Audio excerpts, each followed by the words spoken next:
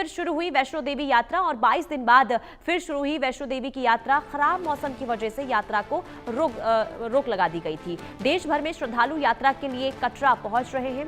माता के जयकारों से एक बार फिर से कटरा गूंज उठा है। भक्तों की लंबी कतारें नजर आ रही है।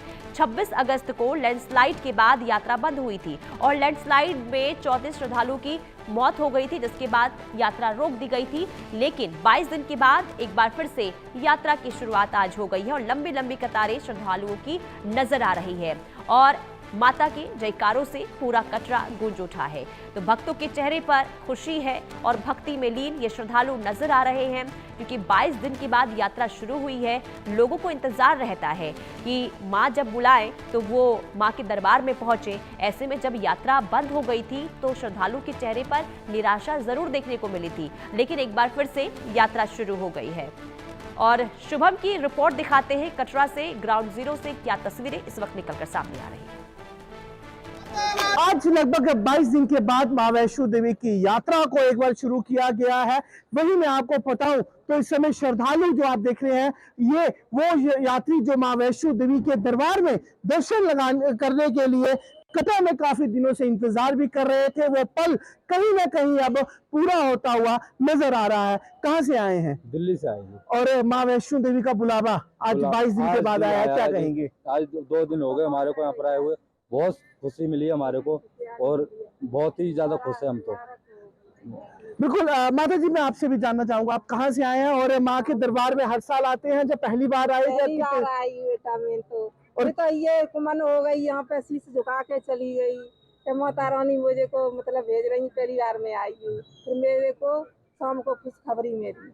बिल्कुल, ये वो श्रद्धालु हैं जो माँ वैष्णो देवी के दरबार में हाजिरी लगाने के लिए कटरा में आए हुए थे और माँ का बुलावा जब आया हो, जब माँ ने बुलाया था तो आज दर्शन के लिए भी कटरा से रवाना हो रहे हैं। सिक्योरिटी की बात करूं तो कटरा हो या फिर बाणगंगा या भवन मार्ग, हर जगह सिक्योरिटी के पुख्ता इंतजाम देखे जा रहे हैं। सीआरपीएफ 6 बटालियन अपनी ड्यूटी बखूबे तरीके से तो निभा ही रहा है, वहीं सीसीटीवी कैमरों की भी निगरानी जो है वो लगातार रखी जा रही है। इसी के साथ साथ श्री माता वैष्णो देवी श्राइन बोर्ड प्रशासन के द्वारा भी श्रद्धालुओं के लिए पुख्ता इंतजाम किए गए हैं, क्योंकि यात्रा की बात करूं तो पिछले 22 दिन से स्थगित थी।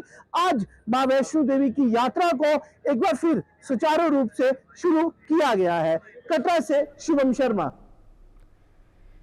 तो मां वैष्णो देवी की यात्रा शुरू हो गई है। श्रद्धालुओं के चेहरे खिल उठे हैं, श्रद्धालुओं के चेहरे पर चमक देखने को मिल रही है। मां के जयकारों के साथ श्रद्धालु आगे बढ़ते हुए लंबी लंबी कतारों में नजर आ रहे हैं और लंबा इंतजार देखिए श्रद्धालुओं को होता है। वैष्णो देवी जाने के लिए लोग इंतजार करते हैं और जब यात्रा बंद हो गई थी, क्योंकि वहां पर हादसा हुआ था, लैंडस्लाइड हो गई थी, कई लोगों की जान उसमें चली गई थी और एहतियातन के तौर पर रास्ता बंद किया गया था, यानी कि यात्रा पर रोक लगा दी गई थी।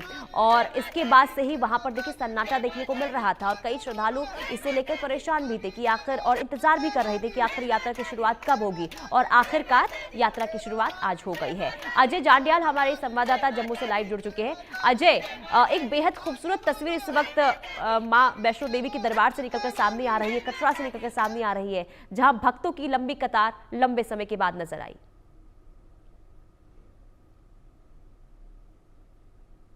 कठिन टाइम जो बात माता वैष्णो देवी के श्रद्धालुओं को लिए इंतजार का था वो बहुत मुश्किल था, और खासतौर पे वो भी तब जब वैष्णो देवी में एक भयंकर त्रासदी हुई जिसमें 34 लोगों की मौत हो गई, और तब से लेकर लोग इससे इंतजार में थे कि आखिरकार कब यात्रा शुरू हो।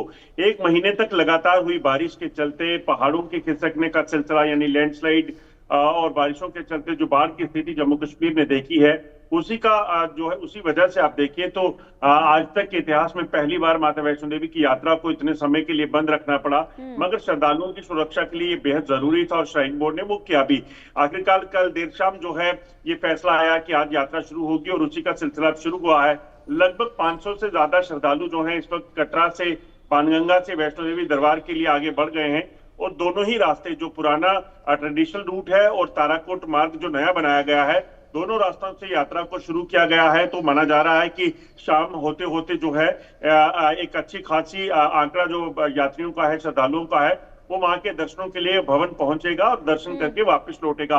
खासतौर पे एसओपीज रखी गई हैं श्रद्धालुओं के लिए कि उन्हें कैसे आना है, अपने RFID कार्ड को अपने साथ रखना है, जो डूज एंड डोंट्स हैं उनको फॉलो करना है। श्राइन बोर्ड के लोग या सुरक्षा कर्मी जो वहां लगाए गए हैं उनको उनकी जो एडवाइस है उसे पूरी तरीके से माने। ऐसी जगहों पर नहीं रुकना है जहां पर लैंडस्लाइड का खतरा है, क्योंकि बारिशों के बाद जब धूप खिलेगी उसके बाद भी लैंडस्लाइड का खतरा जो है वो ज्यादा बढ़ जाता है, क्योंकि ये त्रिकुटा पर्वत जहां मां वैष्णो देवी का जो गुफा है वहां पर अगर आप देखें तो रास्तों को काटकर जो है वो जगह बनाई गई है, रास्ता बनाया गया है, तो ऐसे में भूस्खलन की आशंका जो है वो बनी रहती है। बिल्कुल। और ऐसे में क्योंकि भूस्खलन की आशंका बनी रहती है, तो ऐसे में किस तरीके से वहां पर सुरक्षा के लिहाज से कदम उठाए गए हैं अजय, ताकि एक बार फिर से वही स्थिति ना बने जो हमने पहले देखी थी और जो त्रासदी आई थी और 22 लोगों की जान चली गई? देखिए, इस तरह से जो नेचुरल क्लाइमेटी रहती है उससे निपटना या उसके बारे में कह पाना एडवांस में बड़ा मुश्किल हो जाता है। बारिशें अब वेस्टर्न डिस्टर्बेंस के कारण कभी भी हो जाती हैं, और खासतौर पे त्रिकुटा पर्वत की बात करें तो आपको पलक झपकते ही बारिशें शुरू हो जाती हैं और इसका पता नहीं चलता। ऐसे में प्रशासन की तरफ से कुछ टीम्स को ऐसे वनरेबल जो लोकेशंस हैं, चाहे वो अर्धकुंवारी का हो, ताराकोट का रास्ता हो, या जो नया रास्ता अर्धकुंवारी से भवन के लिए बनाया गया है, उन तमाम इलाकों में रखा गया है। उसके पीछे की वजह यही है कि कभी अगर भगवान ना करे अगर कोई ऐसा घटना हो तो तुरंत जो है वो लोगों को वहां रोका जा सके, श्रद्धालुओं को डाइवर्ट किया जा सके। मगर इसमें सबसे ज्यादा सहयोग जो है वो श्रद्धालुओं को करना होगा, क्योंकि 2 दिन पहले जब यात्रा को खोलने की बात की गई थी, कुछ श्रद्धालु कटरा पहुंचे थे, वहां पर आप सोचिए कि श्रद्धालु जो मां के दर्शनों के लिए आए हैं वो प्रदर्शन करना शुरू हो गए कि हमें जाने नहीं दिया जा रहा, ये गलत है। तो इस तरह से आप इन चीजों से बचें, और आप दर्शन करने के लिए आए हैं, भक्ति भाव से आए हैं, तो इस चीज का खास ख्याल रखें कि श्राइन बोर्ड के अधिकारी, श्राइन बोर्ड की टीम जो है वो आपके फैसिलिटीज के लिए है, आपको आपकी बेहतरी के लिए वहां पे आपको रोक रही है, गाइड कर रही है। तो ऐसे में आपको ये खास ध्यान रखना होगा कि जहां पर भी आपको रोका जाता है, अगर आपको डाइवर्ट किया जाता है रास्ते से, आपको हो सकता है उसमें कठिनाई हो, रास्ता लंबा हो, आपको उस रास्ते से मुड़कर जाने में दिक्कत हो, मगर वो आपकी बेहतरी के लिए है, क्योंकि पहले ही जो त्रासदी हुई है उसमें 34 लोगों की मौत हुई। उससे पहले एक शख्स जो है वो बाणगंगा में लैंडस्लाइड में उसकी मौत हो गई थी, 10 लोग घायल हो गए थे। तो ऐसी कोई परेशानी फिर से ना बने, इसके चलते श्राइन बोर्ड का सहयोग करेंगे, प्रशासन का सहयोग करेंगे, तो यकीनन आपको कोई दिक्कत जो है, परेशानी जो है वो नहीं आने वाली।